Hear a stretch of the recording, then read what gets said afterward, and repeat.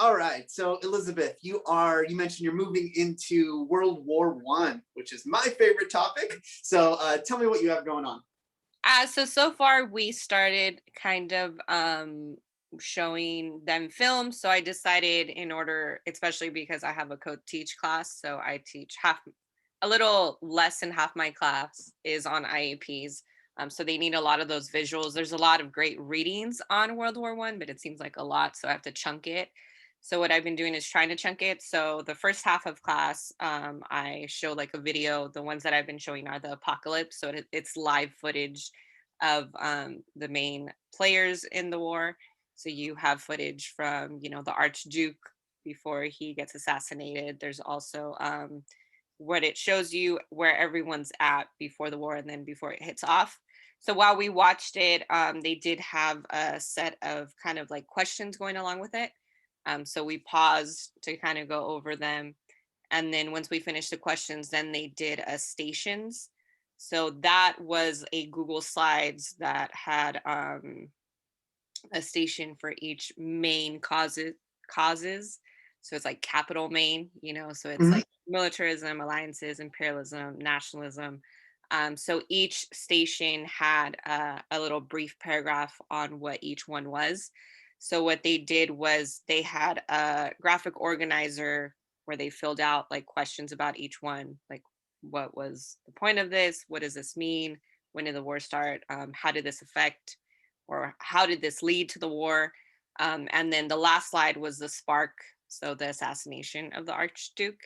So what it was like a little Google Slide station thing. So what I did was put them in breakout rooms, which they chose their breakout rooms. Lately, I've been having them choose their breakout rooms because I feel like they're more they work harder. The ones that work hard are working hard and they're actually feeling good about it because they don't have someone like dragging along Yeah. that want to be there. So we have where they choose their breakout rooms, and we also have like a quiet room, but we encourage them to work together because it's smarter, not harder. But we still have some that go into the quiet room, unfortunately. But we give them the choice. Like, hey, Yeah. look at meet someone you don't know if you're going to work well with them. If you do, then you would work well with them again and again. So we did it like that. So they went into breakout rooms, and I told them each one of you should read a station and then bring it back and share like either your screen or share what you learned. And then that's how you guys work together to fill out the whole graphic organizer. So that's basically what we did. We did the film first and the questions along with the film. And then we did the stations afterward, like in a Google Slides. And, Because Stations are those images? Are those primary? What are those? so it's like, oh, can I show you? Does it record when I share? Yes, it does. Let me make sure you have screen sharing. That Um, way I could just show you instead of I watching was it. about to say I can't drag the. Let's see. Sorry, I'm on my iPad. It's So all good. okay, there's my screen share works. And you know what? I'm just gonna make you a co-host, so now you can. There you go. Okay. So let me go to this one. Let me just pull it up before that way you don't see me maneuvering. So right off the bat, I can tell that you're using a lot of different. You use. Okay. Okay, there we go. Yeah, Okay, here yeah. we go. A lot of different types of exposure. You have videos, images, text. You're giving them a chance to work individually. You're giving them a chance to work in groups. Mhm. It's pretty freaking great so far. Yeah.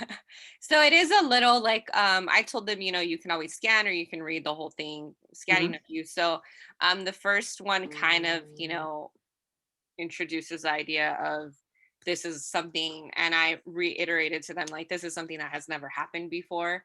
So, it's a first time thing. So this is kind of like a brief, you know, beginning or introduction. And then this is what each slide looked like. So one, I told them you guys should be in groups of no more than I believe I said five or six. So each person read, like I said, it's like a brief little paragraph to take from what militarism and how it affected or how it was a cause to the war. So that was militarism, and then it goes into alliances. If I Um, could suggest what one strategy that I've used in the past, when you're asking students to split up the reading, mhm. it might be a little difficult with 5 or 6, but if I when I have groups of 3, I'll randomly go through and I'll do one sentence bold, one sentence underlined, one Oh, sentence okay. Yeah. italicized, and then everyone has a section. So they're constantly trading off sentence by sentence, which Oh, requires yeah, for sure. constantly paying attention. Yeah, you know what? I might do that because there is some people that haven't turned in the assignment or someone's working on it. Um, yeah, I can definitely like highlight, especially that would or italicize because that would be a Uh-huh. next clue for them to grab that information. But yeah, I told them that classes are going to be kind of extended from now on because of how much we want to cover with World War I, because we want to show them like the live footage, and we also want to have like the reading and the primary docs and stuff like that. So I told them, remember, I have you until 9:30, so don't ask to leave early. We haven't gone that long, but lately we've been going like 9:15, like 9:20. Sure, and that's totally appropriate. Just you want to make sure you split it up, Yeah, so that's they're what not working yeah, on one task the yeah, whole time. yeah. But I told them just because we want to share. We're going into where it's not just pictures, right, or cartoon drawings. Like you have actual footage, and you can see all that cool stuff. So I told them, Yeah. and So like the apocalypse videos.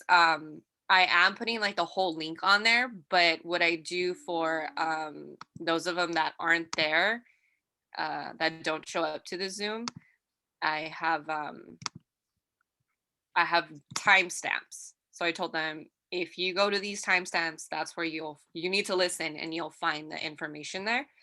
So just in case they weren't there or they dozed off during the Zoom or anything like that. But I also tell them like you can watch the whole thing if you want. But they kind of freaked out when they saw 52 minutes the first time. you know what? But once you start watching it, it really pulls you in. Yeah. Um, So I so mean, my next question is, how do you as the teacher ensure that everyone is doing their part, that there's not any, freeloaders in the group who are yeah. just copiers? Uh, so we check in, and I guess that's the cool thing about co-teaching too. Like two of my world history classes are like that. So, um, my sixth period, I'm by myself, but usually like check in, go into the breakout rooms, make sure they're working. They don't always have their cameras on, right? But or also like if I'm in a room or if I'm in the main room, I'm looking at their like their actual doc, right? So I can see who's Oh, writing, okay. who's doing all that. And then you know what? They're pretty I don't know what would be the word, but they call each other out. So I've had where it's like, hey, this person did nothing. And I'm like, oh, maybe they were asleep or they weren't even there. And they're like, nope, because they went back to the main room as soon as you called us back, like instead of like the time running out. Right. So I mean, I always tell them like, hey, everybody should work hard and all that. But we do have some of those people that so now I've been putting like a quiet room, and I ask them to, if you're not gonna, don't leech on people. But I mean, I don't know how else I can make them do work or weed them out, so Yeah. Um, is it possible that you can have an alternate assignment for those students who don't participate? If you get that feedback that the student did not do their part, maybe you can talk to them and say, I'm looking at the edit history. It doesn't appear that your fair share was done, so here's an alternative. Is that something that you think might work?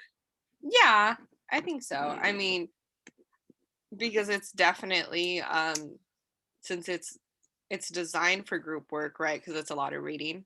Hmm.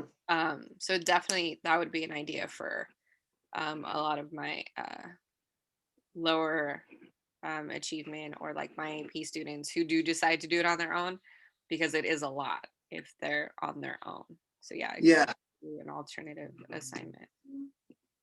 Awesome. So, one thing that I love about World War One, like you mentioned, that was the first time that this type of event was ever being experienced, Yeah. because it's the first, truly real industrial war. So, what are you doing to tie in past knowledge with the new information that you're giving them?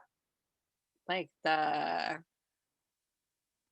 past knowledge as in like the main So, concepts, like so we for example, like, how did the Industrial Revolution, which you've already taught, oh how right, right, right. So this we've war possible? yeah, we've been talking we've been tying in like imperialism, so why were certain countries feeling bitter about, and feeling some type of way against another country, right? So Germany being one, that Yeah. they have enough to grab in Africa, and that bitterness kind of starting to grow in them.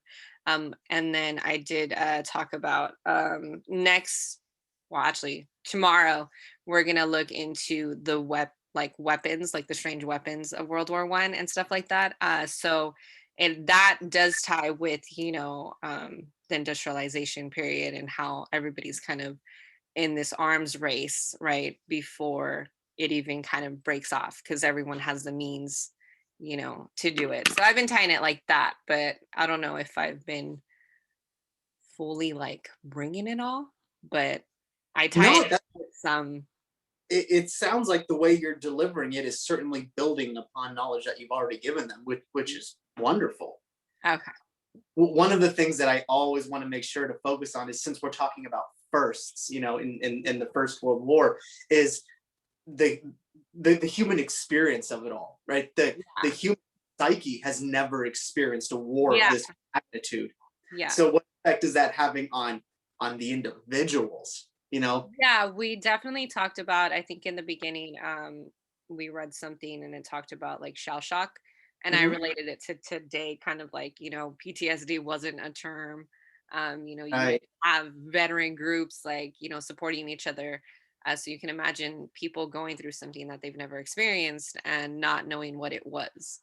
And then next week on Tuesday, we are going to go over so it's like weapons tomorrow, or strange weapons. So kind of that industrial piece. And then next week, we're going to talk about the conditions of war. So that's where I'll go into like full on trench warfare, some of those. And there's a lot of um, information and lovely descriptions and pictures of that. So Yes. I'm going to show them that. And then they're going to write, I know last year I did it, they're going to write a letter as if they are a soldier during that time.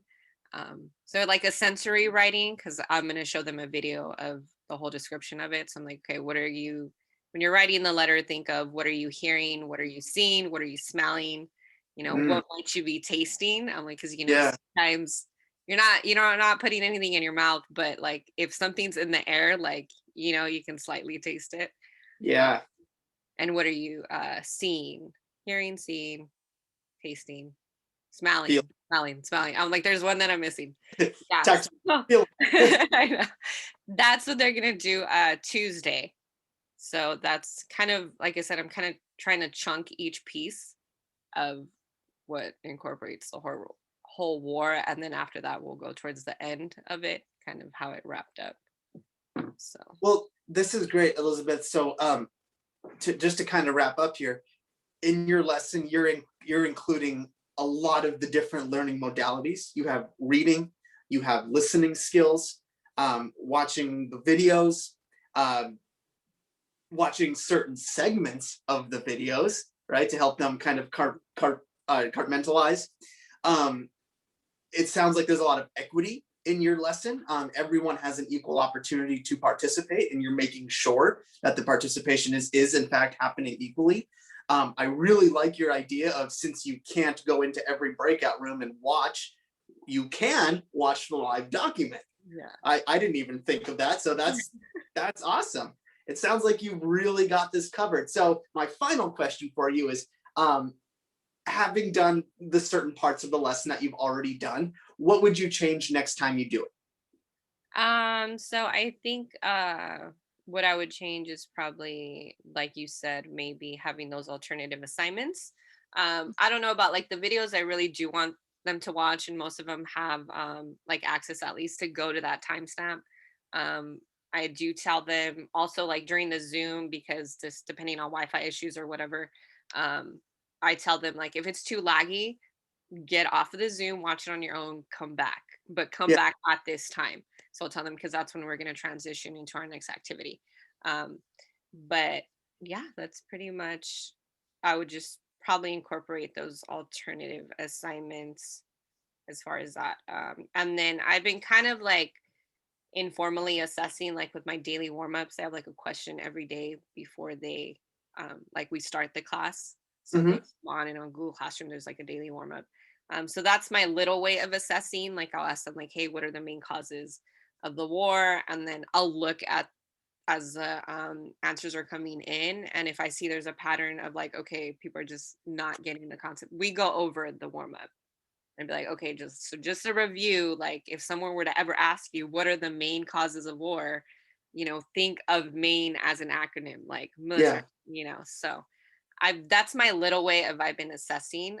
But there's probably going to be a final assessment at the end of the unit.